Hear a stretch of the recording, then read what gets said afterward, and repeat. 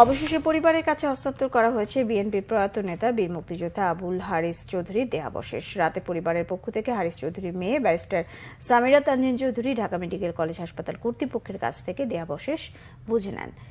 রবিবার মাগরিবের আগে হারিস চৌধুরীর দেহাবশেষ সিলেটের কানাইঘাটে তার প্রতিষ্ঠিত শফিকুল হক চৌধুরী মেমোরিয়াল এতিমখানা আঙিনায় রাষ্ট্রীয় মর্যাদায় দাফন করা হবে।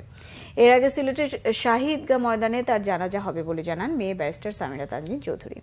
আইনি লড়াইয়ের পর বাবার দেহাবশেষের সঠিক পরিচয় নিশ্চিত করে রাষ্ট্রীয় মর্যাদায় দাফন করতে পারছেন জানিয়ে গণ অভ্যুত্থানকারী ছাত্র জনতা এবং অন্তর্বর্তী সরকারের প্রতি কৃতজ্ঞতা জানান।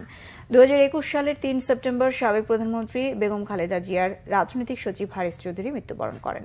সে সময় তার পরিচয় গোপন করে অধ্যাপক মাহমুদুর রহমান নামে সাভারের বিরুলিয়ায় জামিয়া খাতামুন্নাবিয়িন মাদ্রাসা প্রাঙ্গণে মরদেহ দাফন করা হয়। গণ অভ্যুত্থানে হাসিনা সরকারের পতন ঘটলে আদালতের আদেশে তার দেহাবশেষ উত্তোলন করে ডিএনএ টেস্টের মাধ্যমে পরিচয় নিশ্চিত করা হয়।